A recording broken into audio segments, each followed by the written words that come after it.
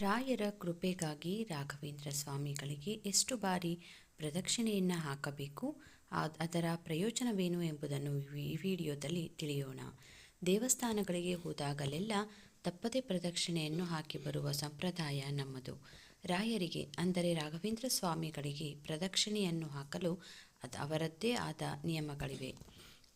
ಪ್ರತಿಯೊಂದು ದೇವರಿಗೂ ಪ್ರದಕ್ಷಿಣೆ ಹಾಕುವುದರಲ್ಲಿ ಭಿನ್ನತೆ ಇದೆ. ಒಂದೊಂದು ದೇವರಿಗೂ ಒಂದೊಂದು ರೀತಿಯಲ್ಲಿ ಪ್ರದಕ್ಷಿಣೆಯನ್ನು ಹಾಕಬೇಕಾಗುತ್ತದೆ. ಗುರುವಾರ ರಾಘವೇಂದ್ರ ಸ್ವಾಮಿಗಳ ದಿನ. ಈ ದಿನ ಹೆಚ್ಚಿನವರು ರಾಯರ ಮಠಕ್ಕೆ ಭೇಟಿ ನೀಡುವ ಮೂಲಕ ರಾಯರ ಆಶೀರ್ವಾದವನ್ನು ಪಡೆದುಕೊಳ್ಳುತ್ತಾರೆ. ಈ ಸಮಯದಲ್ಲಿ ಅವರು ರಾಯರಿಗೆ ಪ್ರದಕ್ಷಿಣೆಯನ್ನು ಹಾಕುತ್ತಾರೆ. 3 ಬಾರಿ ಪ್ರದಕ್ಷಿಣೆ ಹಾಕುವುದರ ಪ್ರಯೋಜನವೇನೆಂಬುದೆಂದರೆ, ಸಾಮಾನ್ಯವಾಗಿ ನಾವು ದೇವಸ್ಥಾನಕ್ಕೆ ಭೇಟಿ ನೀಡಿದಾಗಲೆಲ್ಲ 3 ಬಾರಿ ಪ್ರದಕ್ಷಿಣೆಯನ್ನು ಹಾಕುತ್ತೇವೆ. ನಾವು 3 ಬಾರಿ ಹಾಕುವ ಪ್ರದಕ್ಷಿಣೆಗೂ ಅದರದ್ದೇ ಆದ ಅರ್ಥವಿದೆ. 3 ಸುತ್ತುಗಳಲ್ಲಿ ದೇವರಿಗೆ ಮೊದಲನೇ ಸುತ್ತು ಹಾಕುವುದರಿಂದ ಬ್ರಹ್ಮ ಹತ್ಯೆ ದೋಷ ಪರಿಹಾರವಾಗುವುದು.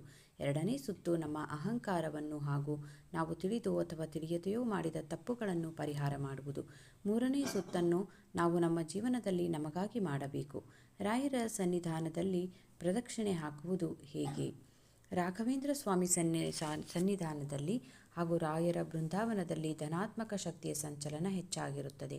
ನಾವು ಇಲ್ಲಿ ಪ್ರದಕ್ಷಿಣೆಯನ್ನು ಹಾಕುವಾಗ ಮನಸ್ಸು ಹೆಚ್ಚು ಶುದ್ಧವಾಗಿಟ್ಟುಕೊಂಡು ಪ್ರದಕ್ಷಿಣೆ ಹಾಕಬೇಕು. ರಾಯರಿಗೆ ಪ್ರದಕ್ಷಿಣೆಯನ್ನು ಹಾಕುವ ಮುನ್ನ ರಾಯರ ಮುಂದೆ ನಿಂತುಕೊಂಡು ನಾವು ಯಾವುದಕ್ಕಾಗಿ ಪ್ರದಕ್ಷಿಣೆಯನ್ನು ಮಾಡುತ್ತಿದ್ದೇವೆ ಎಂಬುದನ್ನು ಮನಸ್ಸಿನಲ್ಲಿಟ್ಟುಕೊಂಡು ಮನಸ್ಸಿನಲ್ಲಿ ಸಂಕಲ್ಪವನ್ನು ಮಾಡಿಕೊಂಡು ಪ್ರದಕ್ಷಿಣೆ ಹಾಕುವುದರಿಂದ ರಾಯರ ಆಶೀರ್ವಾದ ನಿಮಗೆ ಪ್ರಾಪ್ತವಾಗುತ್ತದೆ.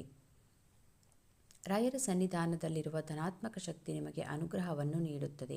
ಧ್ಯಾನಸ್ಥ ಮನಸ್ಸಿನಲ್ಲಿ ನಂಬಿಕೆ ಮತ್ತು ಭಕ್ತಿಯೊಂದಿಗೆ ಪ್ರದಕ್ಷಿಣೆಯನ್ನು ಹಾಕಬೇಕಾಗುತ್ತದೆ. ಪ್ರದಕ್ಷಿಣೆ ಹಾಕುವಾಗ ಮನಸ್ಸಿನಲ್ಲಿ ಕೆಟ್ಟ ಆಲೋಚನೆಗಳು ಇರಬಾರದು. ಮನಸ್ಸು ಕೇವಲ ರಾಯರ ಸ್ಮರಣೆಯಲ್ಲಿಯೇ ಇರಬೇಕು. ರಾಘವೇಂದ್ರ ಸ್ವಾಮಿಗಳಿಗೆ ಎಷ್ಟು ಬಾರಿ ಪ್ರದಕ್ಷಿಣೆಯನ್ನು ಹಾಕಬೇಕು?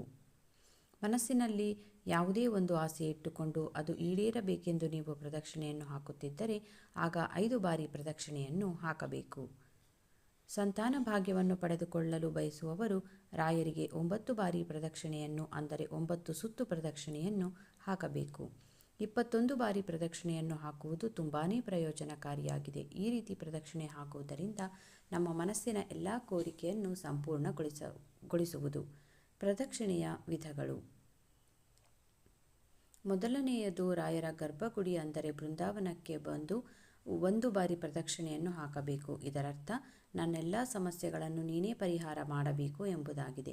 2ನೆಯದು, ದೇವಾಲಯದ ಸುತ್ತಲೂ ಪ್ರದಕ್ಷಿಣೆಯನ್ನು ಹಾಕುವುದು. 3ನೆಯದು, ಆದಿ ಪ್ರದಕ್ಷಿಣೆ ಅಂದರೆ ಅತಿ ಚಿಕ್ಕ ಚಿಕ್ಕ ಹೆಜ್ಜೆಗಳನ್ನಿಟ್ಟು ಪ್ರದಕ್ಷಿಣೆಯನ್ನು ಹಾಕುವುದು. ಇದನ್ನು ಹೆಜ್ಜೆ ನಮಸ್ಕಾರ ಎಂದು ಸಹ ಕರೆಯಲಾಗುತ್ತದೆ. ಇದರಿಂದ ಮನಸ್ಸಿನ ಆಸೆ ಪೂರ್ತಿ ಮಾಡುವುದು. ರಾಯರಿಗೆ ನೀವು ಪ್ರದಕ್ಷಿಣೆಯನ್ನು ಹಾಕುವ ಮುನ್ನ ನೀರಿನಲ್ಲಿ ಸ್ನಾನವನ್ನು ಮಾಡಬೇಕು. ಒದ್ದೆಯಾದ ಬಟ್ಟೆಯಲ್ಲಿ ಪ್ರದಕ್ಷಿಣೆಯನ್ನು ಹಾಕಬೇಕು.